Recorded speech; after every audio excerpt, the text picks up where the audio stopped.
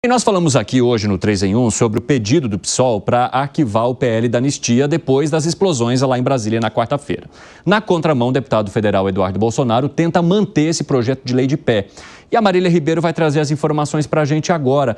Qual foi a reação da oposição sobre esse pedido e de que maneira que eles querem fazer a manutenção do projeto, ou pelo menos da discussão?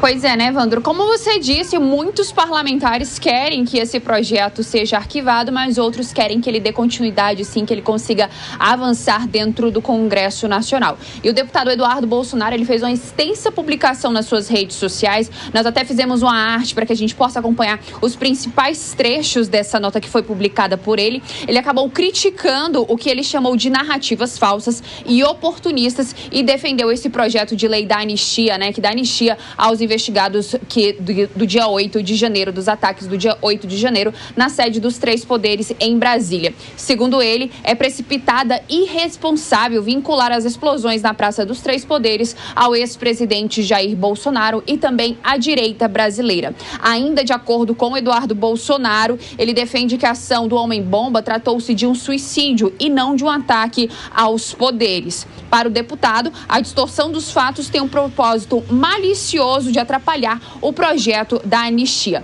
A mensagem foi publicada por ele na manhã desta sexta-feira e foi republicada pelo ex-presidente Jair Bolsonaro. Ele apenas republicou, não chegou a comentar nada. Já o irmão de Eduardo Bolsonaro, Carlos Bolsonaro, que é vereador, ele chegou a comentar e ele criticou, dizendo o que ele chamou de velha imprensa e completou afirmando que os atos deram confiança para adiar as discussões sobre o texto da anistia. Como eu disse no início do 3 em 1, esse projeto, ele está lá na Câmara dos Deputados, ele está travado, ele estava tramitando dentro da Comissão de Constituição e Justiça, mas o presidente da Casa, Arthur Lira, ele colocou, né, que esse projeto passe por uma comissão especial que ainda não deu andamento lá dentro do Congresso Nacional. Então a gente precisa aguardar para saber o que vai acontecer nos próximos dias com esse projeto de lei da anistia, o que promete ser assunto na próxima semana lá na Câmara dos Deputados. Evandro. Obrigado, Marília. Ótimo trabalho para você. A gente vai se falando por aqui. Acácio Miranda, quando houve a explosão, um dos primeiros temas a virem à tona foi justamente esse, a possibilidade de se implodir o projeto que trata da anistia, o que poderia ficar muito caro para a direita. O deputado federal Eduardo Bolsonaro está chamando isso de oportunismo. Primeiro, você relacionar essa explosão e a morte daquele homem com uma possível influência pelo discurso de ódio durante a gestão de Jair Bolsonaro. E segundo, criticando a possibilidade, principalmente a ação que o PSOL moveu para arquivar esse projeto. Como é que você avalia ambas as questões? Evandro, o PL da anistia foi uma janela de oportunidade que a oposição teve a partir da discussão da PEC do 6-1.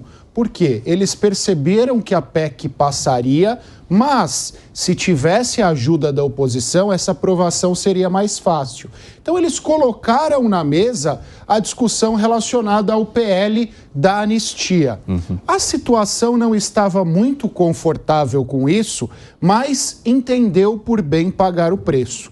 Entendeu por bem pagar o preço até o momento em que aconteceram os atentados, que aconteceram os atos lá em Brasília, porque a partir daí surgiu a desculpa perfeita para eles desfazerem esse acordo, cientes que a oposição está meio refém da discussão do 6-1. Então, gostem ou não, o 6-1 acabará sendo aprovado sem a necessidade da aprovação do PL da anistia. Agora, Zé Maria Trindade, tem uma coisa que eu lembrei aqui agora, né? Que essa tramitação do PL da anistia estava muito atrelado também ao possível apoio da oposição ao candidato que seria indicado por Arthur Lira. Ou seja, esse apoio veio. E agora, a contrapartida depois dessas explosões? Eu soube que na conversa do presidente do PL, Valdemar Costa Neto, e o presidente da Câmara, Arthur Lira, houve essa sinalização. E Arthur Lira disse que se comprometia a fazer a coisa andar. E disse, procurar votos, conseguir maioria é o papel do PL, é a função sua, né? Não se comprometeu com maioria. O presidente colocou na pauta. E tirou da Comissão de Constituição e Justiça e colocou na Comissão Especial. Qual é a diferença? Uma comissão especial, o presidente pode nomear o presidente da Comissão Especial e o relator. e, inclusive, os integrantes. Então, foge um pouco daquela tradicional composição da Comissão de Constituição e Justiça. E também o presidente do PL, Valdemar Costa Neto, sabendo da dificuldade de aprovar. É impossível. Eu ouso usar essa palavra. É impossível aprovar no Congresso Nacional, e sempre, até antes do atentado, uma PEC da anistia. Então, qual era a articulação? Era reduzir as penas. Era uma anistia parcial de alguns crimes. E aí ficariam ali 5 anos, 6 anos, a partir de 8 anos é prisão fechada. E aí o PL diz, olha, é preciso punir quem quebrou, quem depredou, quem invadiu o prédio público, mas não uma pena de 17 anos. Então, esse posicionamento já é do PL, já entrou assim, ou seja, nada seria inferior a isso, ou seja, uma anistia total. Anistia total, não. Então, essa é a ideia. E em anexo a este processo, e é o temor da oposição, um líder do PT me disse, olha, na verdade, isso aí é pano de fundo, o que querem é aprovar a anistia para Bolsonaro voltar em 2026. E aí a coisa fica mais pesada. Exatamente. E que peso tem, hein, Piperno, nesse momento? É claro que tem um peso.